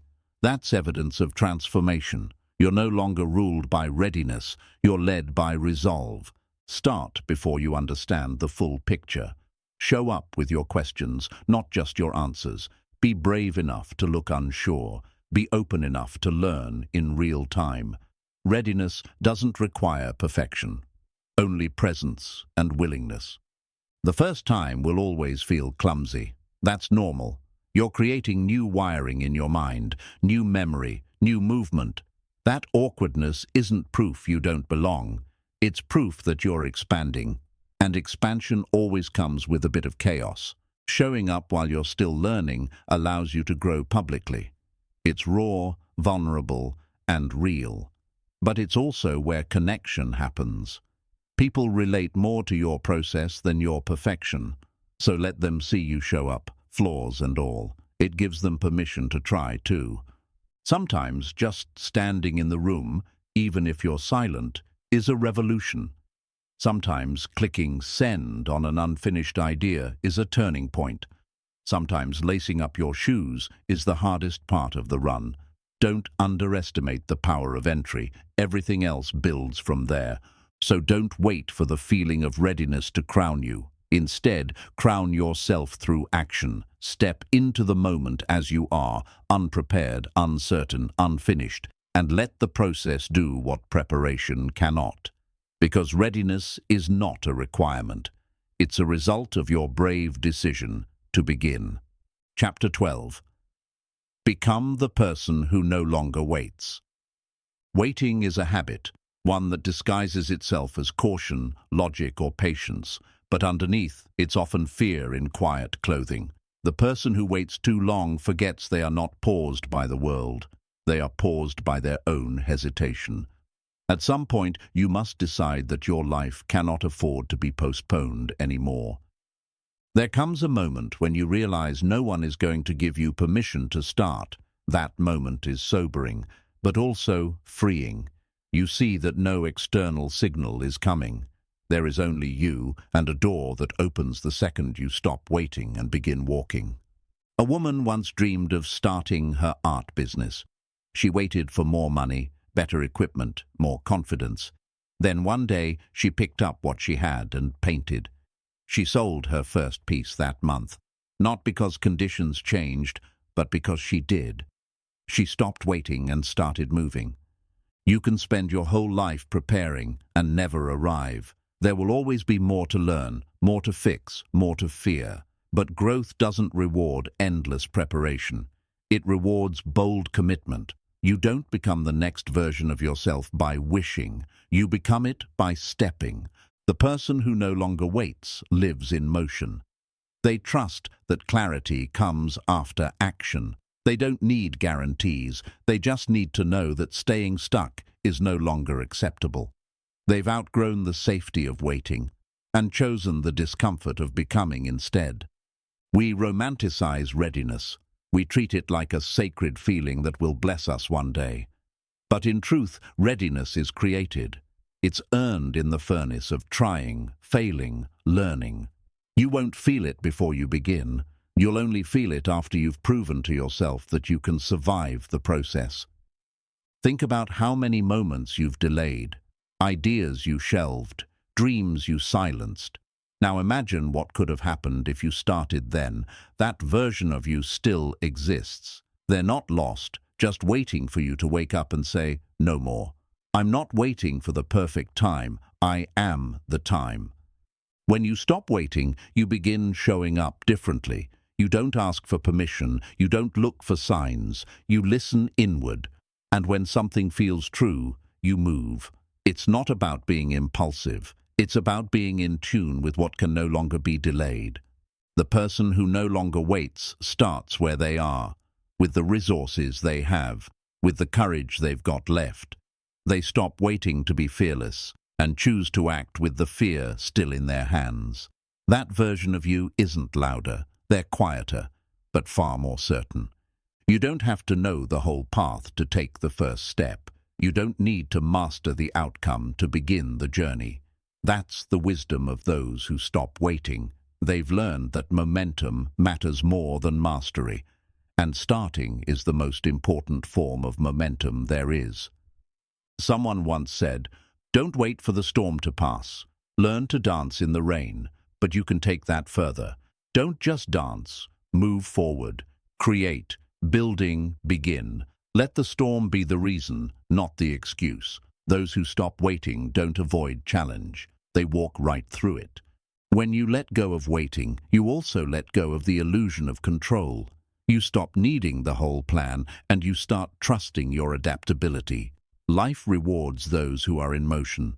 Opportunities don't chase the hesitant. They align with the ones already moving.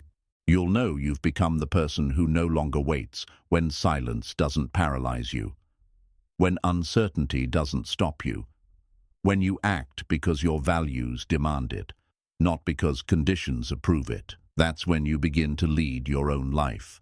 The old you needed permission. The becoming you does not. The old you feared what others might think. The becoming you fears what will happen if you stay silent. That's the shift. When staying where you are becomes more painful than risking who you're meant to be. Every small action, done today, not postponed, rewires your brain. You begin to trust yourself again. Trust that you won't abandon your goals, that you don't need a crisis to move, that you no longer wait for life to decide for you. You are the decision. Even one decision to stop waiting can create a ripple effect. You wake up earlier, you take that class, you write the email, you say the truth you've been holding back. It starts small, but it leads to a lifestyle. A life where initiative replaces indecision. Becoming this person means walking past the voices that say, "You're not ready."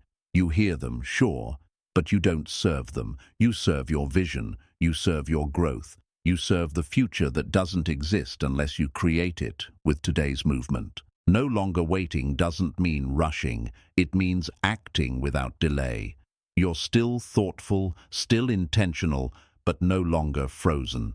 There's a softness in this power. You move with grounded energy, with presence, with purpose. It's not chaotic, it's clear. When you stop waiting, your world opens. You see things you missed before, because now you're part of the flow. You're no longer just imagining, you're building, you're becoming. And every choice you make now reinforces the story. I act, I move, I don't wait. So become the person who no longer waits, not because the world is finally ready for you, but because you are finally done holding back. You are finally tired of the pause, the delay, the hesitation. Let that be your last excuse.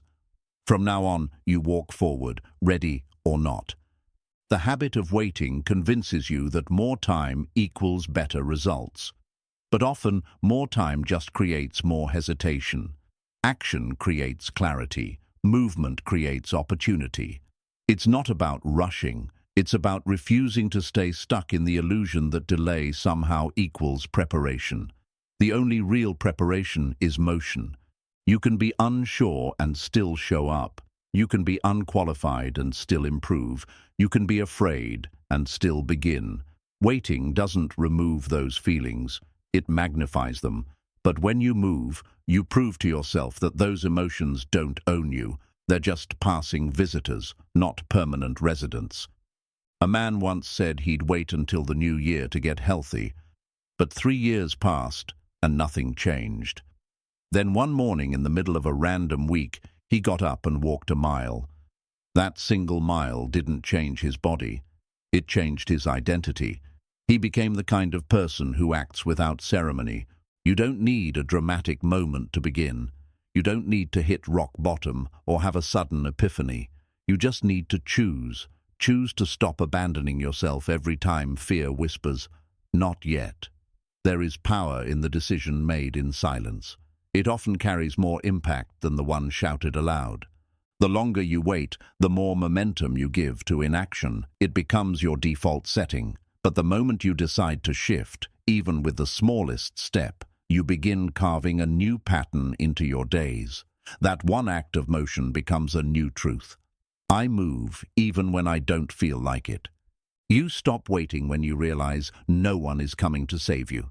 That's not a sad thought. It's a liberating one, because now you know the door opens from the inside, you hold the key, and every day you choose to step through it, you're reminding yourself, I am my own rescue.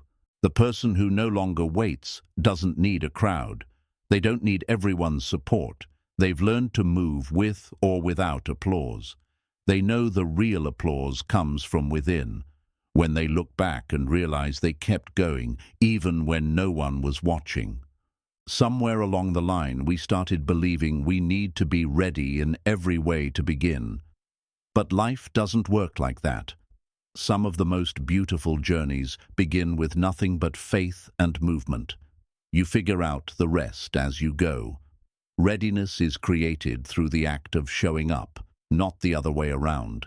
It's easy to wait when things are uncertain.